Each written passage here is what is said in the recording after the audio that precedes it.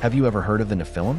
The Bible mentions them in just a few short verses, but these mysterious figures have sparked debates, theories, and wild speculation for thousands of years. Were they giants who roamed the ancient world, the offspring of angels and humans, or something else entirely? Today, we're diving deep into the legend of the Nephilim, from their cryptic origins in the book of Genesis to their surprising role in modern-day conspiracy theories. So, buckle up as we unravel one of history's most enduring enigmas. It all starts in Genesis, chapter 6. Right before the story of Noah's Ark, the text says, "The sons of God saw that the daughters of man were attractive, and they took as their wives any they chose." The Nephilim were on the earth in those days, and also afterward, when the sons of God went to the daughters of men and had children by them. They were the heroes of old, men of renown. This passage is incredibly brief but packed with controversial ideas. Who were these sons of God? And who, exactly, were their children, the Nephilim? The most ancient and popular interpretation, found in texts like the Book of Enoch, identifies the sons of God as fallen angels. According to this view, a group of celestial beings, known as the Watchers, descended to Earth, lusted after human women, and taught humanity forbidden knowledge like sorcery and warfare. Their children, the Nephilim, were a race of powerful, destructive giants. This transgression was so severe, the story goes, that it was a primary reason for God sending the Great Flood, to wipe the slate clean and rid the world of this corrupt lineage. The Book of Enoch goes into great detail, even naming the lead angel, Semjaza, and describing the chaos these giants unleashed upon the earth. However, not everyone agrees with this interpretation. Another prominent theory, championed by later theologians, suggests the sons of God were not angels at all. Instead, they were the righteous descendants of Seth, Adam, and Eve's third son. In this view, the daughters of men were from the ungodly line of Cain. The sin wasn't a supernatural union, but a spiritual one, the mixing of the faithful with the unfaithful. This led to a morally corrupt society, and the Nephilim were simply powerful human leaders or warriors from this blended lineage, not literal giants. This interpretation avoids the tricky theological problem of angels, who are often considered spiritual beings, having physical children. The debate doesn't stop there. The word Nephilim itself is a source of mystery. It comes from the Hebrew root naphal, which means to fall. This is why many connect them to fallen ones, like fallen angels or their offspring. However, some scholars argue it could also mean those who cause others to fall, pointing to their role as mighty, possibly tyrannical, warriors. The Bible also mentions giants in other places.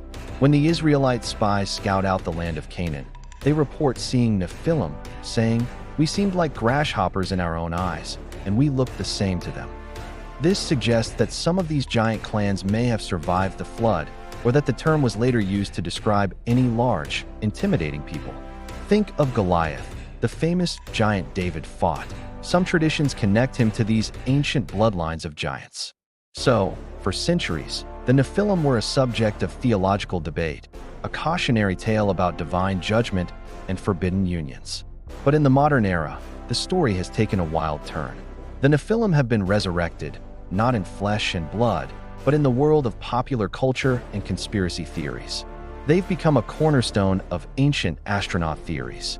Proponents of this idea, like Eric von Daniken in his book Chariots of the Gods, suggest that the sons of God were not angels, but extraterrestrials.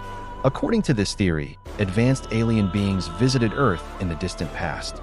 They were seen as gods by early humans. The union between these aliens and human women was a form of genetic experiment, and the Nephilim were the resulting alien-human hybrids.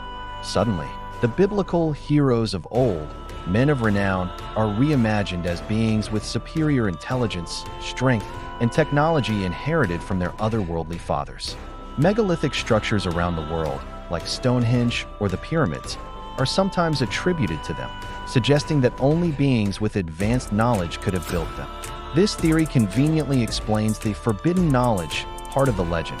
It wasn't magic, but advanced science and technology passed down from aliens. This modern reinterpretation has exploded in popularity. You'll find it all over the internet, in documentaries, and in fiction. The Nephilim have become a kind of missing link for various fringe theories, connecting everything from UFOs and alien abductions to secret societies and a hidden history of humanity. Some theories even claim that the descendants of the Nephilim are still among us today, forming a secret elite or a shadow government that controls the world.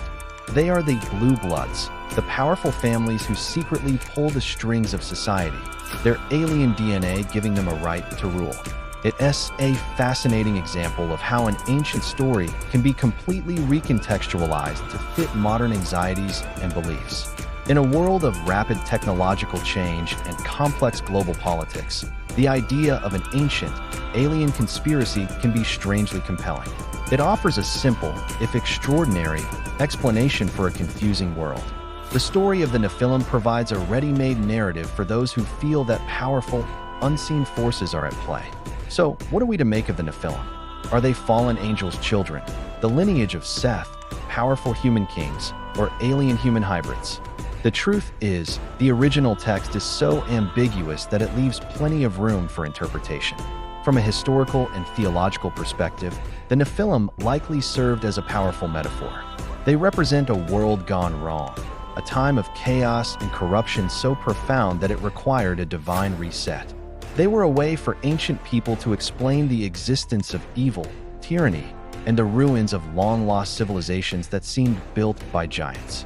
Today, the Nephilim continue to serve a similar function. They are a blank screen onto which we can project our own fears and fascinations. Fear of the unknown, fascination with our origins, and suspicion of power.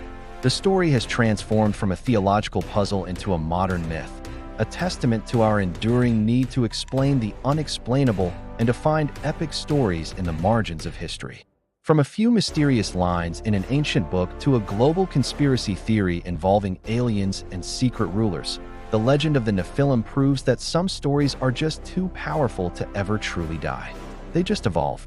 What do you think? Who were the Nephilim? Let me know your theories in the comments below. I'd love to hear what you think about this incredible story that has captivated people for millennia. Thanks so much for watching, and if you enjoyed this journey into the unknown, don't forget to like, subscribe, and hit that notification bell for more deep dives into history's greatest mysteries. See you next time.